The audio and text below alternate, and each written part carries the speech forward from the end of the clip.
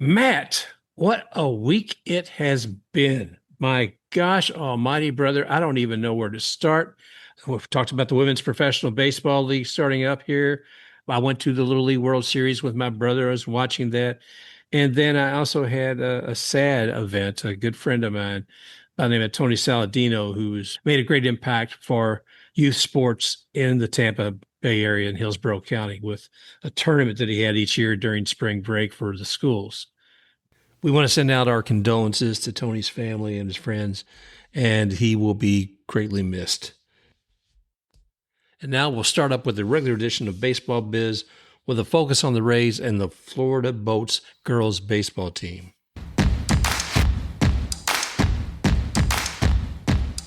Welcome to Baseball Biz on Deck. I am Mark Carbett, of course, and Mr. Matt Germain is here as well today. It is late in the day for an old man, but we're going to have a good time talking about Tampa Bay Rays. We haven't had a chance in a couple of weeks to sit down and go over this. And it's like nothing's happened in the last 2 weeks with the Rays, has it, Matt? Nothing at all. Nope, no news, nothing going on. They've played a few games, I heard somewhere. Honestly, I turned everything off for a little while. I think you did as well, Yeah. since you had some things going on. But it's good to get away, I think, sometimes, because then you get fresh eyes when you come back and you kind of look at things a little bit differently.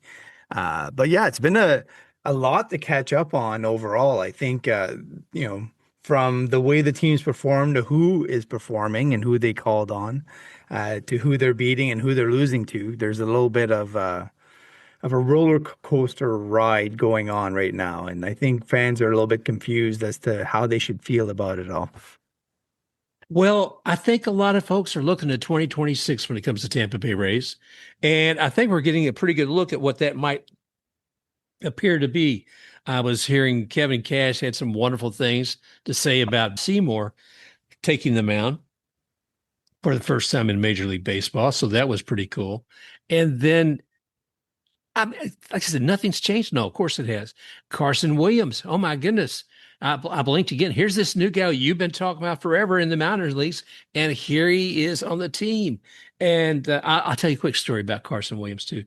A buddy of mine, Josh, who works at the Tampa Baseball Museum, he went Friday night at the game here in Tampa, and it's when Carson hit his home run. Now, lo and behold, they go out to a restaurant after the game and they see Carson's mom and family over there. I guess Carson still hadn't come with them just yet. And they go over and introduce themselves and, you know, kudos to your son for such a great game out there. His second hit with the team, his first home run with the team. And they were very gracious, the family was. So much so, it was interesting.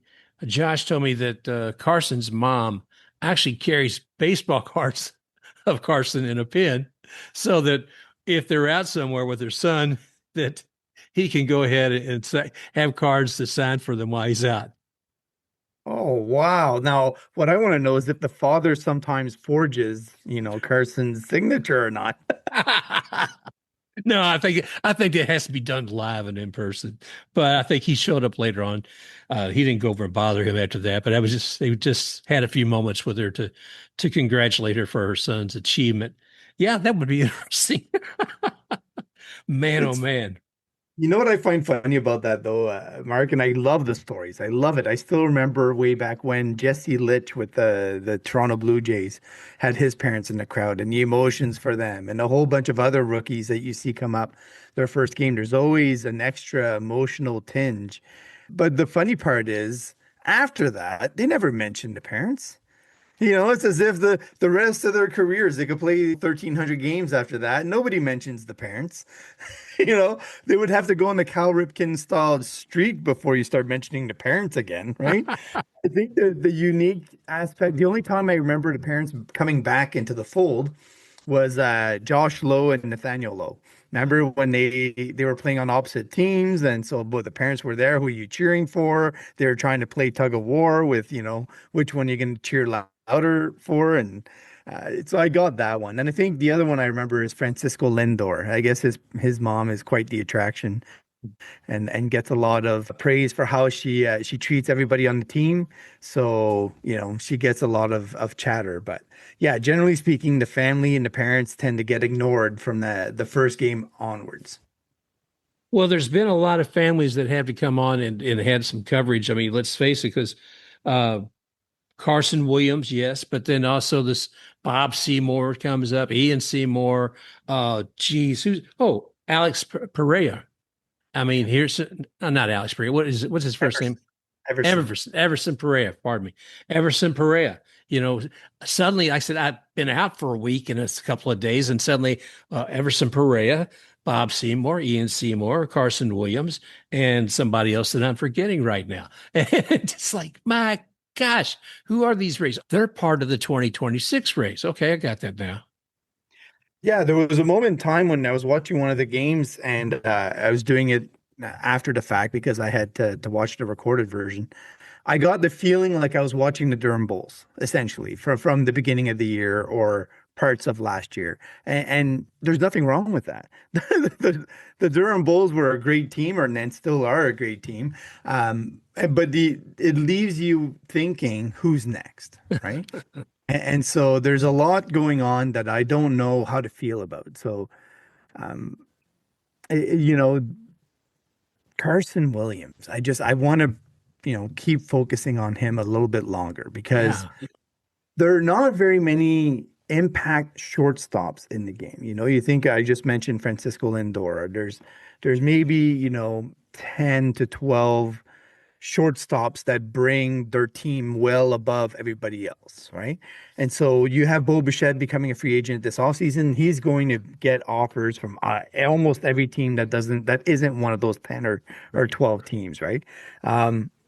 But for the Rays to have a young guy come up and do what Carson's been doing, and he's showing the part, he's showing the maturity, he's showing the refinement with defensively and the impact that he can have with the bat. And you just sit back for a while and you think about the road that got the Rays to that point with all the other shortstops that they've had come up through the ranks and then show phenom potential and Yeah. then disappear completely and then all the turmoil that's taken place since that point. This is one of those moments where, as a Rays fan, you have to kind of let out a breath of air and say, okay, we're going to be okay, right? And I think that's what I'm feeling from all the fans and all the excitement around Carson Williams is that now, because that position is so hard to fill, unless you're going to shell out a bunch of money to somebody like Bo Bichette, it gives you hope for next year and beyond where you're going to be able to take that step forward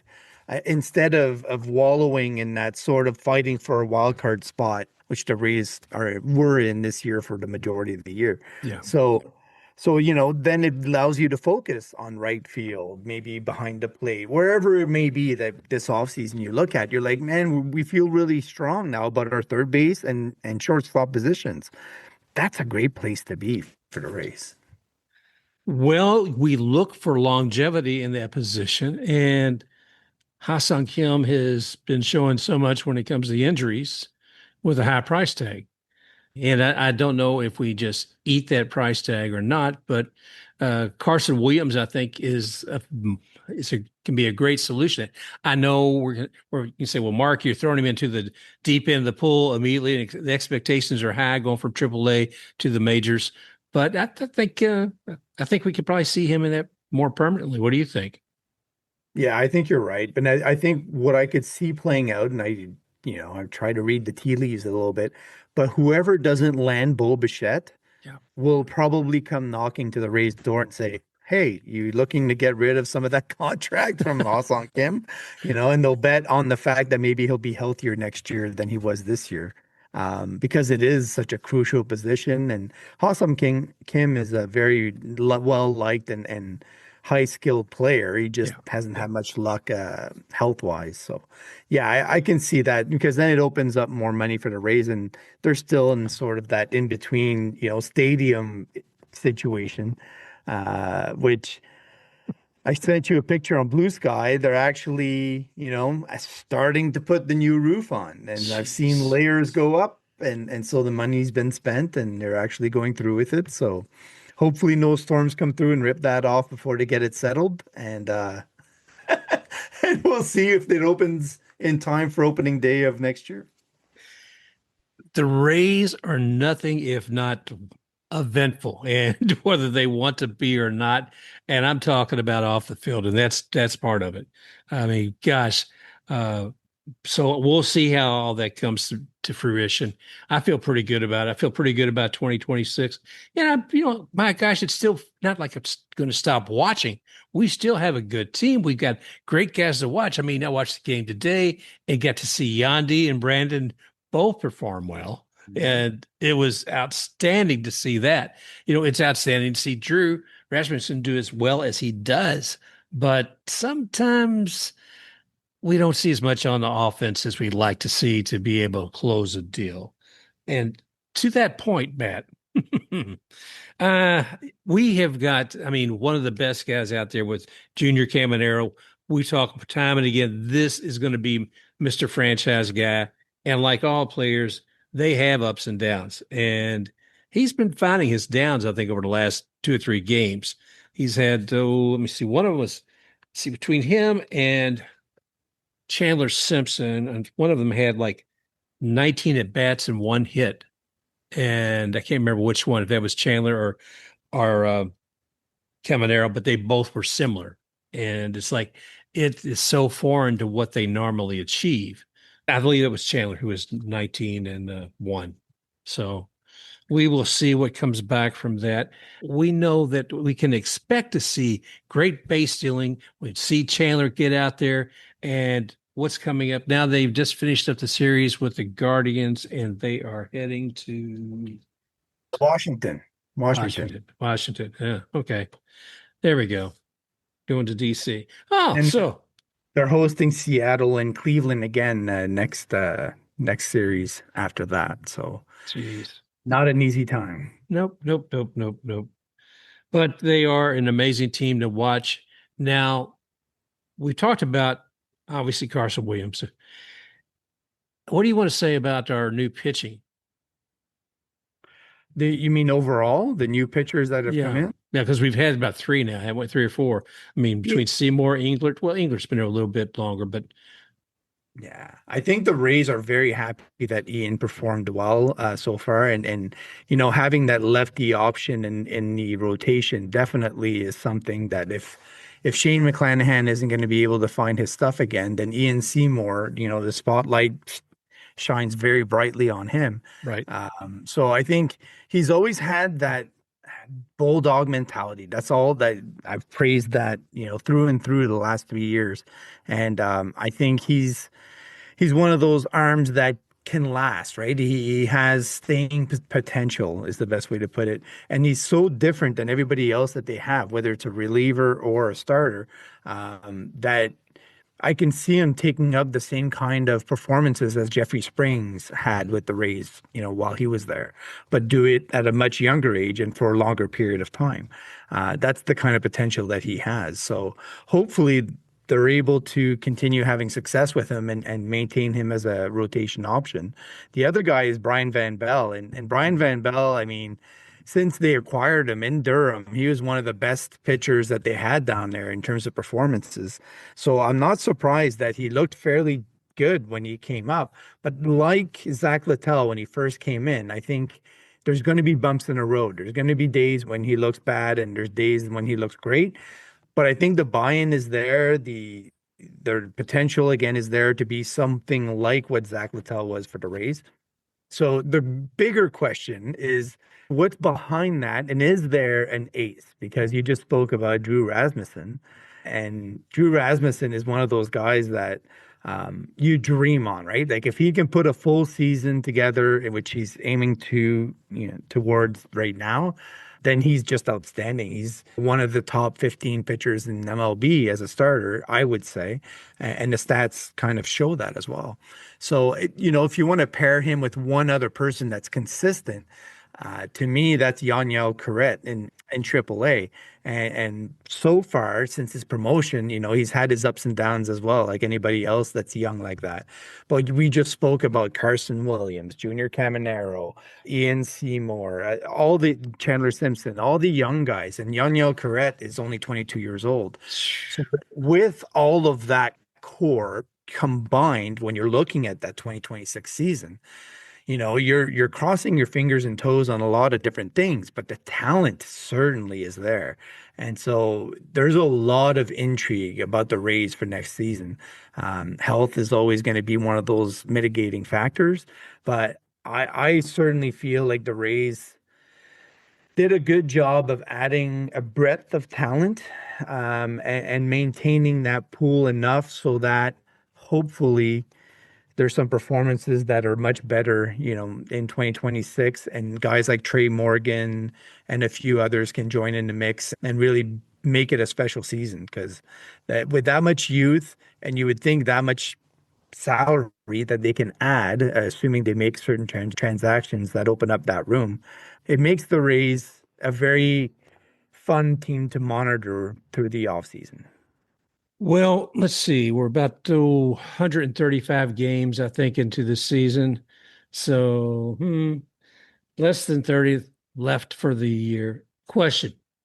So, Junior, Yeah. 39 home runs. They can't help but on TV show screen after screen of comparisons about how he's moved up in the franchise, as first as a young man, and where he's in proximity to players across all of MLB and showing that Junior's achievements of players under the age of 21. Now, he is definitely looking really, really good in that list. What do Mhm. you think with the less than 30 games remaining of the year? How many more home runs do you think Junior will tally up on that count? I'll say he gets to 49, 51. I'll say he gets to 51. Oof, man, I like that. I like that a lot. I don't know that I would have gone that far. Get to Mhm. over the half century mark, brother. Yes. Yes. Come on, Junior. We're pulling for you, brother. And So his agent's going to be adding zeros to every offer. yeah, he's still got a while before arbitration. But Yeah. man, can you imagine? No, like they'll want to get some kind of extension or agreement early with that young man. There's no doubt about it. I imagine as soon as new ownership comes in, that'll be one of their first hurrah sort of deals. Uh, Oh, he's definitely earned it. And I posted a thing on Blue Sky tonight showing the difference between him and Evan Longoria through 176 games in MLB. And Evan Longoria had 40 home runs and Junior Caminero's got 46. Evan Longoria had 9 stolen bases, so does Junior. And strikeout percentage wise, that's where you can tell a little bit more about, what kind of hitter they are at the plate, especially at a young age, if they're getting exposed or not. And Evan Longoria is at 23% and Junior Caminero's at 20%. So the jeez. 20% part is very intriguing because I don't think anybody remembers, but Junior Caminero's first stints in MLB weren't exactly awe-inspiring, right? And there's a reason he went back down quickly thereafter. So he struggled a lot initially, but he came up much younger than when Evan Longoria did. And so there's this whole, maturity and all of the moment and getting used to things. So yeah, I have a feeling that the next 2 to 3 years, Junior Caminero may outpace what Evan Longoria did through that same kind of time frame, just in terms of the power, right? I'm not saying average and on base percentage, who knows? But with the strikeout percentage, it does open up the possibility that the on base does really increase significantly. And when you're rubbing shoulders with Yandy Diaz, who can tell him a few things about how to approach an at bat, that's not a bad place to be. And he can learn a lot from watching Yandy at bats, and I'm sure he does every day. Well, the veterans, like you and I talked about, we weren't sure we were going to have them, after the trade deadline. We weren't sure if Yandy was going to be there or Brandon was there, but they were the ones today who made the difference as far as numbers put up on the board. Didn't make a difference in the end of the game, but as far as us winning, um, win the extra innings, and well, that's how it goes sometimes. But yes, I'm glad that Junior has Yandy there as a mentor, and that's important, especially when English is a second language for some of these players to be able to speak directly and clear understanding of what's going on with each one of those. I think there's something to be said for that. So I'm glad Yandy's able to deliver that to Junior. Oof. Man, oh man, oh man.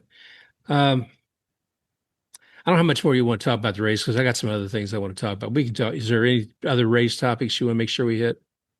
No, the only other thing I would add with that young group is Everson Pereira has looked very good defensively, but the focus, I guess, is getting him comfortable, and working him into the outfield rotation. But Richie Palacios is coming up through his I don't IL stint, I guess, or rehab stint in AAA, so he may take his role up pretty soon, or Christopher Morel may end up getting sent down, Hmm. or Chandler Simpson. As you noted, he's been struggling a little bit more. Maybe they want to just tweak things a little bit and see how it goes. But yeah, I like what Everson Pereira's potential is, and I think that'll, add some competition to the outfield for next year. That's it. Well, you remind us though, Matt, of just the depth that we do have. That I mean, if how many folks have thought about Palacios in the last week? Probably not many. But Richie's there, and Richie's got great energy too when he's been with the Rays. Mhm. So it's good to know that they're there. I always feel a little bad about them not getting playing time in the majors, but it's part of the game. Well, a couple of things that I wanted to talk to you about beyond the Rays universe, and that was this past week. I had the great opportunity to drive up to Williamsport from Louisville, Kentucky, with my brother for about a 10-hour drive to see the Little League World Series, and we went there and saw four games in a day. Now, remind you, they're 6 inning games. At least there's when that's the rule on that, but. It was a great event. It was a great experience. And if anybody hasn't done it, I highly recommend it. Now, Matt, I want to have Chris on the show because my brother, when he and I went there, I watched some of the Little League World Series before we go. There was Little League teams that were going up there, but my brother he was into it. He could tell you the different players out there and who was the second best pitcher on the team, and he could go right down the line. Yeah, it was as if I had my own announcer of the game or color guy for the game on each one of these, and it was fantastic. Thank you, Chris. It's a life experience. It's just wonderful. I'll never be able to replicate. So that was a wonderful thing. We'll get Chris on here. But another thing I want to mention is you and I were talking about the Little League World Series, and you said something about an international one, and I thought some of that kind of caught in the back of my mind. I thought there is actually simultaneously the international Little League World Series coming up, and they came up together because when we were there watching those four games, two of those games were of international teams playing one another. You had Right. this, so they were doing elimination there. Then you had four U.S. teams that were eliminated one another. Then you had the U.S. winners, you had the international winners, and then you Mhm. had the world winners, I guess you would say beyond that. But it made for a very entertaining. And to see the heart and passion of these young kids out there, it was amazing to see them hit a few dingers out there. That was Mhm. just stunning. And we'll go more into that on a future show, but I did have to at least address that because I thought it's a life experience. If you've never done it, folks, you should. Another thing I'd recommend, and that's the museum there, and I'll talk about that more when Chris is on. Wait. Were you at the Chinese Taipei game? Like I think they won the championship, right? Yeah, I got to watch them play in the earlier games, so I was not there for the final games. I Well, the was there. reason I mentioned them is Chinese Taipei are starting to send more and more players to the ABL. That's the Australian Baseball League, where the Rays send some players in the winter. And between them and Korea, they're actually eating up some of the international slots that they have in the ABL, uh, for players that aren't from Australia to pick up. So the Rays haven't been able to send as many players down there as they had a few years ago. But yeah, so when you mention, the we just spoke to Brooke earlier. Um, the Olympics coming up in 2032. So you think about all those teams, right? Chinese Taipei, they do very well in international tournaments in the WBC, et cetera. So just like Japan, they're a threat whenever they're there. I think fans will remember some of the names if you were to throw them out there, but they're stronger than people really think. And I think it's always great to me to see. So what I meant when I said the international thing, I meant more. Do you think the tournament will go overseas? Do Oh, you think they'll ever host it in another location to where the United States would actually travel there to have that World Series ooh, in another ooh. location? Or is it forever beholden? Because the way that I thinking of it in my head is at one point in time, there was no World Cup in hockey. It was called the Canada Cup. And so the Canada Cup was Canada hosting a tournament and inviting all of the other countries to come and compete. Eventually, it grew to be something, bigger, and it changed names a couple of times. But so the Little League World Series, when you're thinking about the money aspect of things and WBC and everything else, will it attain that kind of stature to the point where it starts traveling around so that there's more of a light on it and a little bit bigger focus? Yeah, I don't know. I mean, the thing of it is, it's interesting about how they approach it there. Now, I know it's a lot about, of course, sponsorships. Mhm. Now, when we went there, there's no fee for parking. There's Mhm. no fee to go to any game. Now, we were going for the semifinals day, okay? And the attendance was 7,700. So, a Rays game Yeah, on a hot day, on a hot day. But that's funny. no, it's not to me. But yeah, it's I don't know. I mean, because it's such a fixture there for decades now. Mhm. I'd be hard pressed to see it. I think you'd almost have to. Well, I know you said the Canada Cup became the World Cup, so the Mhm. Canada Cup kind of just disappeared, and I don't see Williamsport, PA, disappearing. So it'd be interesting. The thing to consider is that you can have a lead up tournament still involve that location, right? Because you do have to sort out which teams will represent the United States in Right. that. So it could even double the amount of time of teams and games playing in that area if you're doing it twice, because some years they may still host, etc. But yeah, to me, it's a great event. I think, it's very rare that you find so much of a spotlight on kids that age performing in sports, right? I don't think you don't hear about it in basketball. You don't No. hear about it. Maybe football rivals it because football people are just a little bit nutty about.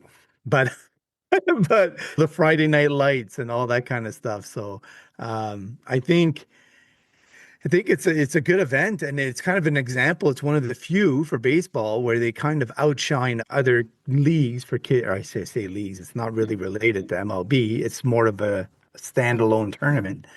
But if I was trying to bring a focus on, let's say, 12-year-old hockey players, I would set up something similar to this because it's such a great event. The enthusiasm of the parents that were there and of the players was just overwhelming. And when one team won and the other lost, it was heartbreaking. Some of the kids would fall onto the ground if they were in the outfield and, whatever, a run came in at the bottom of the ninth and finished the game.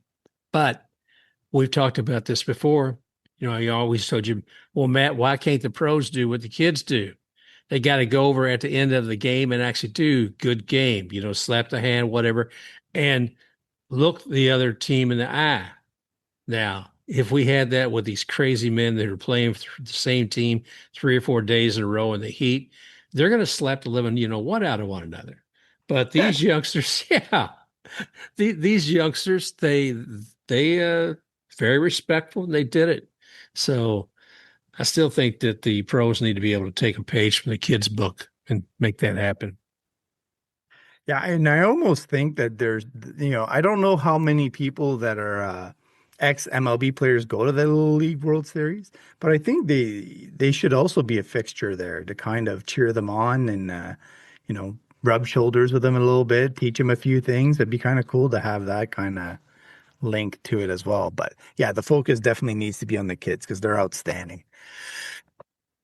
Well, I'm going to have Chris on here. Like I said, he can talk so much more about it because he lived and breathed that. I mean, for weeks he was watching these teams come up, and he could tell me, oh yeah, this play, they'll move him here to there. He could tell me the rules of the game. He explained to me the wider base, the Mm. double base on first, which we don't have in the pros. And I haven't been paying enough attention to high school and college to They're see that talking that about it. changed. They're talking about bringing it. That's one of the ones on the works. Yeah, and folks, what we're talking about is that on first base in college and high school, what they're using now, it is imagine two first bases. One of them a bright orange color, the other looks like your normal base. And that is to clear a path for that batter to go to first where there's not going to be as many collisions and people getting impacted and hurt and reduce some injuries. And like so many things in baseball, when they put something new up, Matt, it's like so ready to put up the stop sign and say, what are you talking about? But it looks, yeah, it looks a little odd, but the idea, the safety that comes with it, I think is well worth it. Yeah, there's a lot of I don't want to call them nicks and bruises, but like if you get cleated in the ankle or on the foot, like that's something that can really put a damper on your season quickly. And I think Jonathan Aranda had a couple of injuries because of it. Yandy Díaz did. There's a lot of action going on there and a lot of speed and a lot of effort. It's hard for guys to twist and turn their bodies on the go. And that base is so hard. That's the other pet Yeah. peeve I have. Like I remember you used to watch old school videos of guys hitting that base and like the dust would pop off and there was like the dirt, right? It was just, and you could see the squishiness of the cleat stepping it down. Now there's nothing. Like you might as well be walking on a piece of cement, and that's how stiff that base is. Maybe that's something that they need to revisit as well. Because I see a lot of guys like misstep and their foot, cranks the base differently because their ankle turns as they're going around the bases. I just think there's no need for it to be that stiff. Like we have cameras, we know when he's hit it. We could see the downward motion on the base. If anything, it's a telltale sign that he's actually reached it. The video, review guys might appreciate that kind of change. So, and I still think it makes for cool videos in slow motion going around the bases that way. Uh, I love it. But you mentioned something about the cleats and the players getting injured. And used to be once upon a time, that was a strategy. That was a strategy, sliding in, feet first and clipping out your guy. There should say the first baseman, second baseman, whoever. And so we've moved away from that. So that in mind, yeah, let's go ahead and improve the bases while we're at it. And as strictly from a baseball business perspective as an owner, hey, take care of your folks, man. You don't want to be spending more money on top talent that has to sit in the bay for a while and bring somebody else back up. Why not keep that top talent all the time by reducing injuries at first? So, yeah, that's kind of a pet peeve of mine. Matt and I have been off this past weekend. Things going up there up in the north as far as the fires and all. I send the best to all you guys because it's been unbelievable. I know as far as you guys even having the equipment to have flights come in and put out the fires, it's just like so many things we don't find out about how much we need the resources until the complete need overwhelms us, and I see that happening. So I'm hoping that that's something that can get better. Yeah, sadly, it's a way of the future, and honestly, I've been clamoring for the Canadian government to purchase more of the. They're called de Havilland water bombers, and they're the ones that you saw in California that we sent down from Quebec and Ontario, and basically They fly down, they scoop up a whole whack of water, they go over and they dump it on the fire. As simple as that. Yeah. But they do it in such large amounts that it really helps to create barriers in how the fire spreads. So apparently they have so many orders from Europe and everywhere else around the world that the ones that the Manitoba government just ordered won't be ready until 2031. Oh Well, my by God. 2031, that's such a significant amount of time. So my thing is, it's time for us to declare national emergency and actually force the companies to double or triple production so that we get these ahead of time and we don't lose all our forestry and homes and everything else to these fires when we know for a fact they're not going to slow down. They're only going to speed up. Yeah. This year, I think our area had, I know I talk millimeters because I'm Canadian, but we had 50 millimeters less of rain, for the 2 month period as to what we're actually, used to having. And so all the grass when you go around is gold. It's dry, and when you walk on it, it crunches. It's just there's no water in the ground.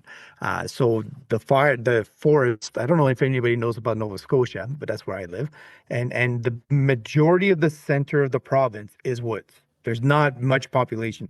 The majority of the population is all on the outer banks of the coastline that goes around Nova Scotia. So really the fire gets to feed itself, with the winds being what they are in maritime region, and they're just continuously, fanning themselves. And then we had a hurricane that breezed by and didn't actually stop in, but it fanned the flames even more. So what little rain we did get didn't do anything. I'm hoping the governments, to me, should be held to account.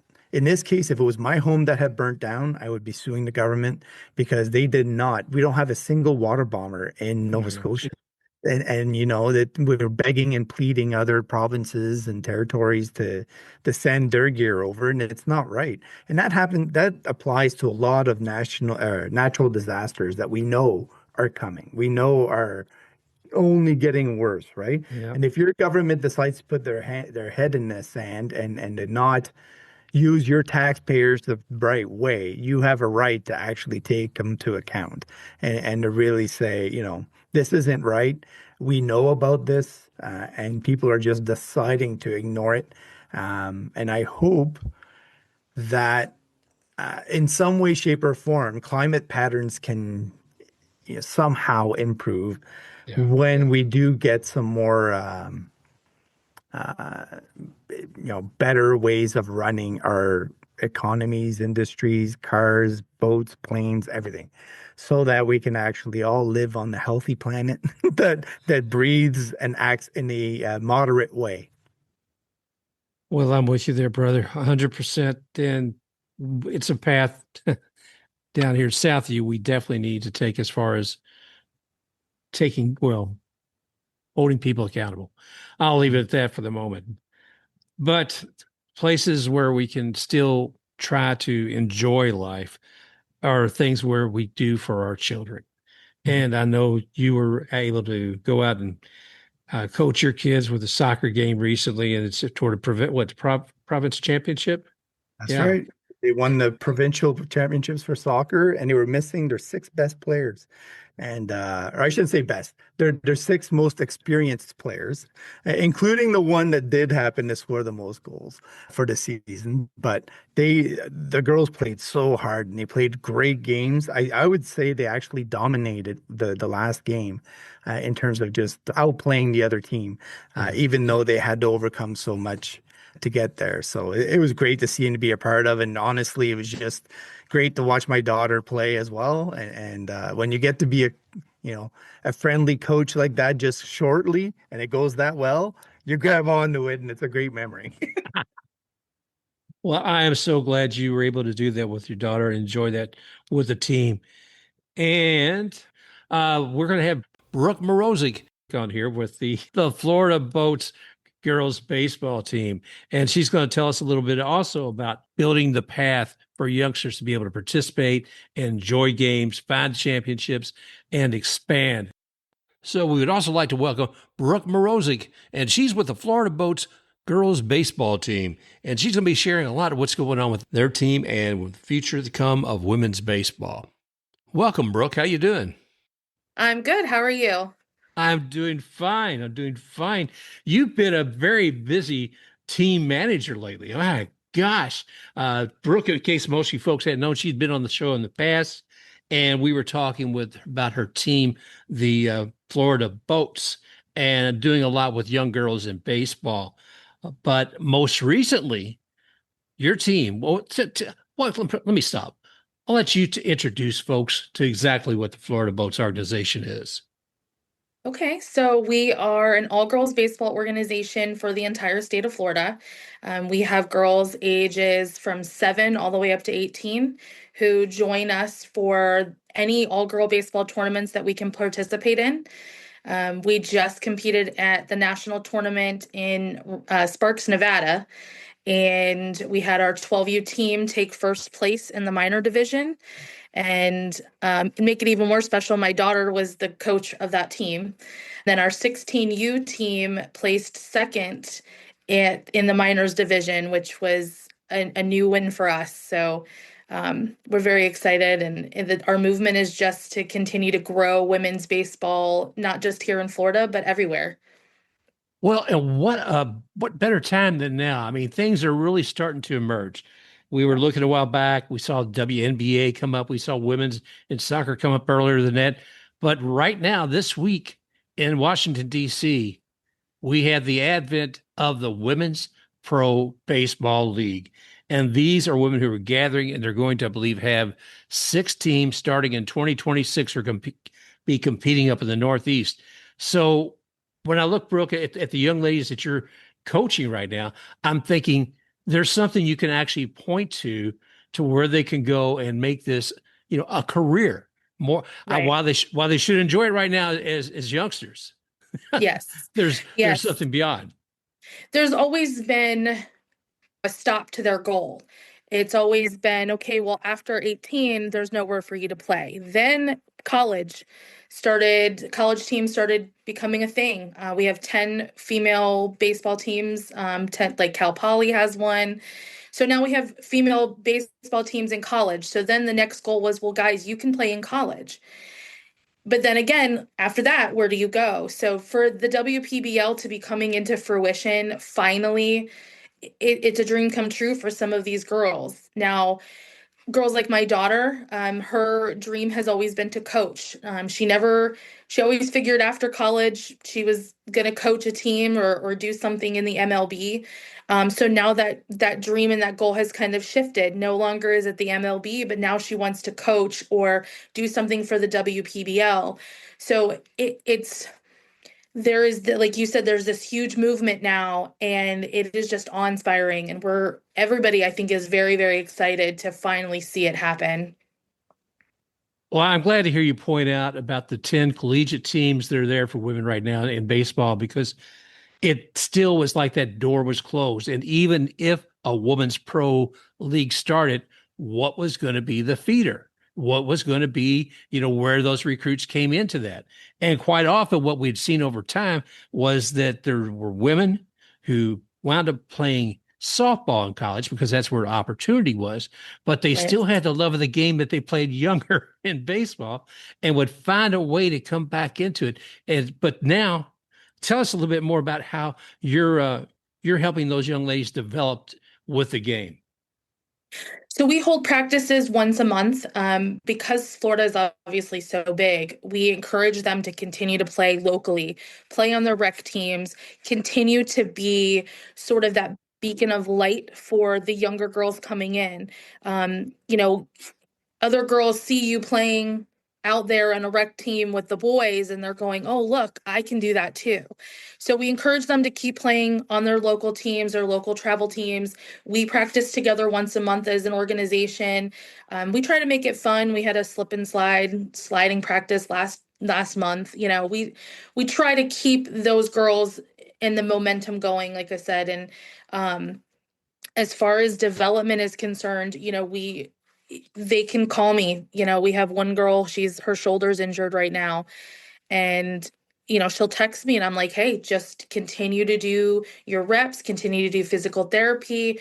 Baseball is always here. You just have to get better. So, as an organizer, it's my job to just provide that inspiration, provide that support, let them know that someone other than their parents believe in them and believe that they belong. I always say it's one thing to hear your mom and dad tell you, oh, you can do it. It's different to have somebody else say, I believe in you, you belong here. Let me help you. Let me find ways for you to keep playing baseball. Let me find opportunities for you and support in all aspects. So, when it comes to these kinds of efforts that you guys are doing, which I applaud, they're great, they're outstanding, and it's always great to see forward momentum. But a lot of that has to do with money, a lot of times. So, in terms of marketing and how much funding you've seen from, obviously you've been doing this for quite a while. So, how have you seen it progress through this process, and what do you envision it, or where do you envision it going in the next, 3 to 5 years? So because we are a nonprofit, we rely solely on donations and fundraisers and sponsorships. And I will just tell you that we have actually seen it diminish. We are finding it less and less every year. I think with the economy, everyone is having a hard time. So, businesses are struggling and they're not able to support us the way that they used to. In the past, the Tampa Bay Rays had actually sponsored us and would sponsor a team, but with the hurricane and their stadium needing fixed, and they're not sure where they're going, and then they're at George Steinbrenner Stadium, which has less capacity, their community funds dropped, so they weren't able to even sponsor us this year. So I really rely on just the kindness of people's heart. And my poor daughter, who stands out at Publix for 8 hours on a Sunday begging people for money. But that's really how we function, is just sponsorships, donations, and fundraisers. Right now we're actually doing a 50-50 raffle, and it's slowly growing, but in the past it would explode, and now we're kind of like, it's a little bit of a pull. Right. That makes sense. And it's a story that you hear a lot. And I imagine it's hard to grow things and move them forward when so much of that is being held back a little bit with the financial times. So hopefully you guys are able to find those partnerships that help out. Now, I don't know the background story of how the WNBA and others got off the ground on that front.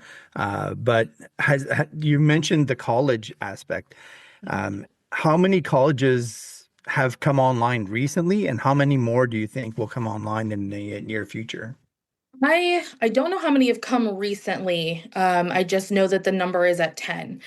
But we have a whole new group of girls that are getting ready to go into college. And my hope is that they start a club at their own schools. That's how it initially starts, is a girl who is passionate about baseball goes to that college and says, hey, I want to start a club. And then that club grows.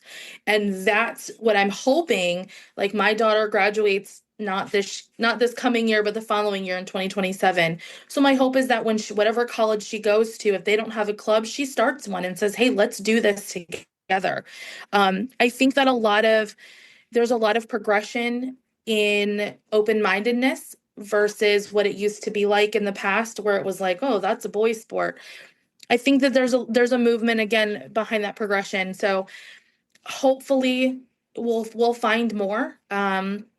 I know that Baseball for All has a list of colleges on their website, and there's hundreds that have openly said that if a girl were to try out, they would be welcome to it. So, again, hopefully the girls who go to these colleges will start something. It really starts with their leadership. Well, it's encouraging to see what all you've done with these young ladies. And when you think of that, you're really only able to get together once a month, because this isn't a neighborhood community team.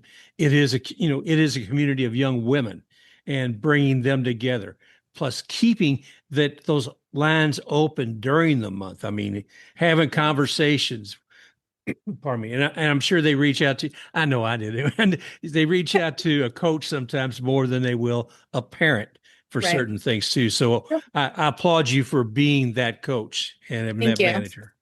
So talking about the need for being able these young ladies to do more, what's coming up for further opportunities where we could see the Florida Boats play? Well, we actually have some exciting news. We have been exclusively invited to go and play in the Barclay Cup, which is a prestigious tournament down in Australia. We will make history by being the first international team to ever be invited and ever participate. So it's things like that, those opportunities, obviously they don't come around often, but we're extremely excited to be heading down there. We have 37 days, and then we'll be heading down to Australia just to compete. Obviously, we want to win, but the point is to kind of bridge that gap between an international team in Australia, Australia and the US, and showing their girls as well that we also believe in them, and we believe in what they're doing and they believe in what we're doing, and coming together. It's very I'm so excited. I'm not excited about the spiders, but I'm excited to go and play baseball. Well, you live in Florida. You've got insects and iguanas everywhere. Come on. Yes, but they're not called huntsman spiders, and they're not like the size of your face. I do have to say, I did see a banana spider once down here, and Mhm. they're scary big. But Yes, they are. Yeah. I am so excited for you and those young ladies to be doing that. So, but surely now Australia is not putting up the bill for this, are they? What do the boats need to make this thing happen? We need sponsorships. We need donations, sponsorships, people to participate in our 50-50 raffle. All of that money goes back to the girls. Obviously, we have hotel fee, we have a transportation from the hotel to the tournament fee. There's an actual tournament fee. I really wanted to do something special for the girls for even having received an invitation. Right. Obviously, we made an impression on them about how our sportsmanship, and so I wanted to do a new jersey for them, so I created a new jersey. So it's really just sponsorships. We just need that money to come in and kind of help lower that price for the girls. Ultimately, we have some girls who can't go because they just can't financially swing the cost of the tournament plus flights. So anything that we can do to help alleviate some of that for them, it really goes a long way just to keep giving them that opportunity. And Brooke, how can we or others help out with it? Where would we look to be able to help fund this event? Yeah, you can go right on our Facebook page. You can message me on Facebook and I can provide our address. You can email me at floridaboltsbaseball@yahoo.com. You can, the 50-50 raffle is posted right there. You can Cash App, Venmo, or PayPal to get tickets into the 50-50 raffle. And, if it's a sponsorship, we have sponsorship levels that we're offering. They're posted on our Facebook page as well. Instagram has it. Or again, like I said, just email me and we can get you that information. That's fantastic, Brooke. We'll make sure we put all that information in the show notes so people will be Yeah. able to find it very easily. And of course, as you mentioned, they can find you on all those different social media as well.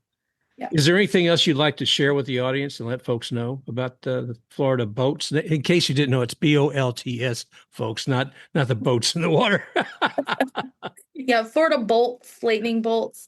No, they're just our goal really, my whole goal is just to provide opportunities for these girls. I've watched my daughter struggle with, she makes the high school team, but because she's a girl, she doesn't get as much playing time. Her best friend also plays on her baseball team. She's a girl, and there's always comments. So, for me, I just want them to know that they have the support, and for the community to know that it means a lot to them when you do sponsorships or when you repost our stuff on Facebook and you say that you're proud of them. It means something to them. So, I hope that there is a continuation of that open-mindedness, that baseball isn't just for boys anymore. Amen. Girls can do this. Couldn't agree more. And Matt and I both have young ladies from our families that, and we've always supported them with sports, but I'm so glad to see what you're doing now. It's making a difference. It's giving an opportunity, and it's showing a future for them and the game. And I can't thank you enough, Brooke, for what you've been doing with that. Yeah. Thank you for recognizing that. All right. Well, that's Miss Brooke Morozic. Well, thanks a lot. It's been great having you here today. Yeah. Thank you for having me anytime. All right. Take care. Bye, guys. Bye-bye. Wow.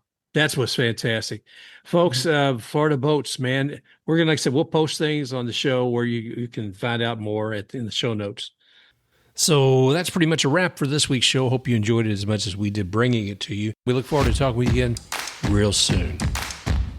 And just a reminder, if you enjoyed this show, go ahead, like, and subscribe to Baseball Biz on Deck. Also, you can find Matt at matgermain.b Sky Social. That's Matt at matgermain.b Sky Social, or Mark at baseballbizondeck@gmail.com. You may also find Baseball Biz on Deck at iHeart Apple, Spotify, Amazon Music, and at baseballbizondeck.com. Special thanks to Scott Holmes for the music, stomps, and claps.